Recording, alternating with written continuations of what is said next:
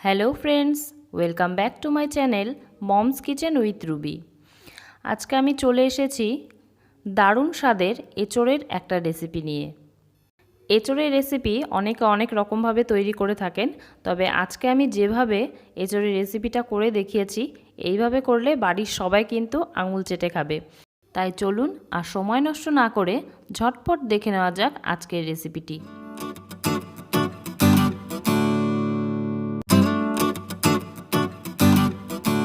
প্রথমে এখানে আমি 500 গ্রাম ওজনের একটা এঁচোড় কেটে জল দিয়ে পরিষ্কার করে রেখেছি। এঁচোড়টাকে আমি খুব ছোট করেও কাটিনি, আবার খুব বড় করেও কাটিনি, ডুমো ডুমো করে কেটে নিয়েছি। আর এর মাঝের যে একটা লম্বা অংশ থাকে সেটাকে আমি বাদ দিয়ে দিয়েছি। আপনারা চাইলে কিন্তু মাঝের এই অংশটাকে রেখেও এঁচোড়টা কেটে নিতে পারেন। এবার গ্যাসে একটা প্রেসার কুকার বসিয়ে দিয়ে এর মধ্যে আমি আগে থেকে কেটে রাখা এঁচোড়গুলো দিয়ে দিচ্ছি এঁচোড়টাকে সিদ্ধ করে নেওয়ার জন্য। এবার এর মধ্যে পরিমাণ মতো জল দিয়ে দিচ্ছি আর দিচ্ছি লবণ আর হলুদ। লবণটা দেওয়ার জন্য এঁচোড়টা খুব তাড়াতাড়ি সিদ্ধ হয়ে যাবে, আর হলুদটা দেওয়ার কারণে এঁচোড়ের মধ্যে যে একটা কষা ভাব থাকে সেটা কিন্তু খুব ভালোভাবে চলে যাবে। এবার প্রেসার কুকারের ঢাকনাটা লাগিয়ে দিয়ে 2টো সিটি পড়া অবধি আমরা অপেক্ষা করব।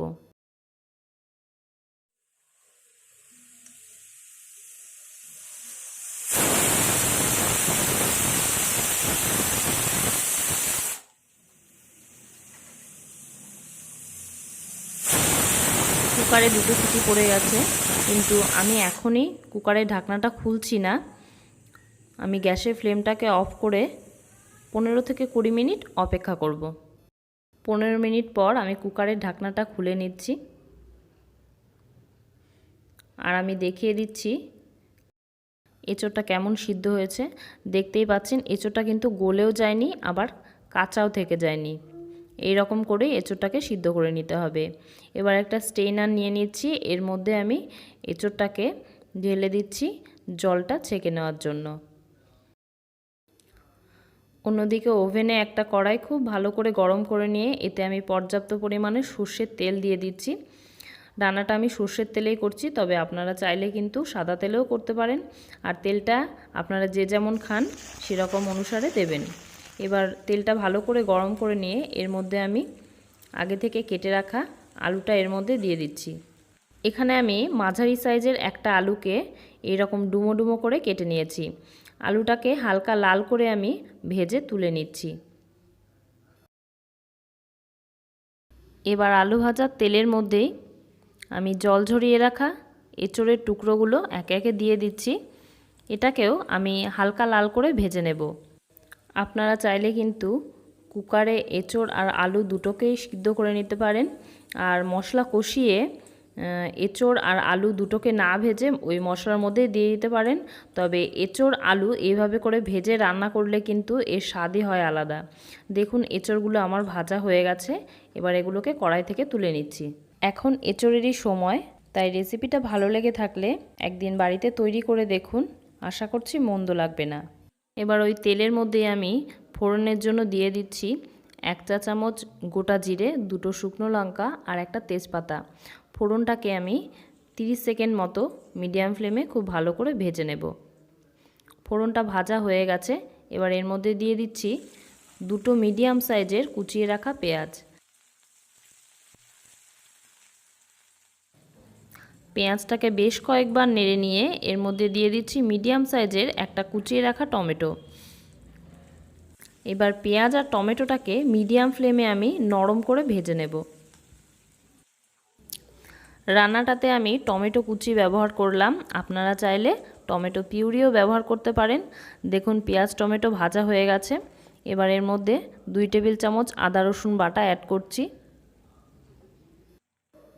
দিচ্ছি 1 চা চামচ ধনে গুঁড়ো, 1 চা চামচ জিরে গুঁড়ো, 1 চা চামচ দিচ্ছি লাল লঙ্কার গুঁড়ো, 1 চা চামচ কাশ্মীরি রেড চিলি পাউডার, 1 চা চামচ হলুদ গুঁড়ো আর সামান্য জল দিয়ে মশলাটাকে খুব ভালো করে কষিয়ে নেব, যতক্ষণ না মশলা থেকে আদা রসুনের কাঁচা গন্ধটা চলে যাচ্ছে আর মশলা থেকে তেল বের হচ্ছে।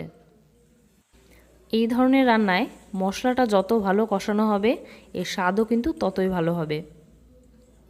আমার মশলা কষানো হয়ে গেছে আর মশলা থেকে তেলও বের হয়ে এসছে। এবার এর মধ্যে আমি আগে থেকে ভেজে রাখা এঁচোড় আর আলুটা দিয়ে দিচ্ছি স্বাদ মতো লবণ। তবে লবণটা কিন্তু আপনারা একটু বুঝে দেবেন, কেননা এর আগে এঁচোড় সেদ্ধ করার সময় কিন্তু একবার লবণ ব্যবহার করা হয়েছে, তাই অবশ্যই লবণটা একটু চেক করে দেবেন।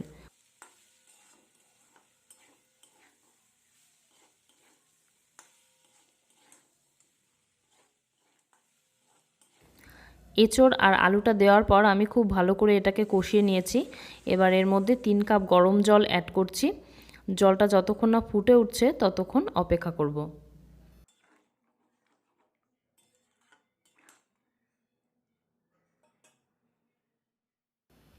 দেখুন ঝোলটা কিন্তু ফুটতে শুরু করেছে।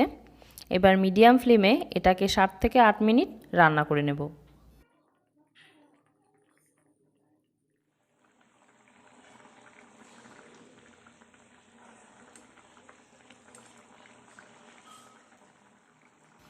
মিডিয়াম ফ্লেমে 7 মিনিট রান্না করে নিয়েছি আর ঝোলটা অনেকটা কমে এসছে।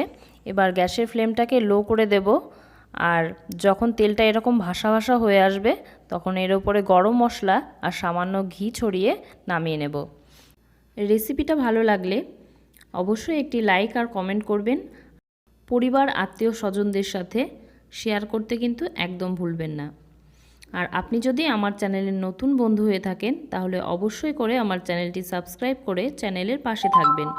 পাশে থাকা বেল আইকনটা প্রেস করে দেবেন, এতে করে আমি যখনই আমার চ্যানেলে নতুন কোনো ভিডিও আপলোড করব সেটা সবার আগে আপনার কাছে পৌঁছে যাবে। আজ এটুকুই, আমি আবার হাজির হয়ে যাব নতুন কোনো রেসিপি নিয়ে। ততক্ষণ ভালো থাকুন, সুস্থ থাকুন আর আমার চ্যানেলের রান্নাগুলি দেখতে থাকুন।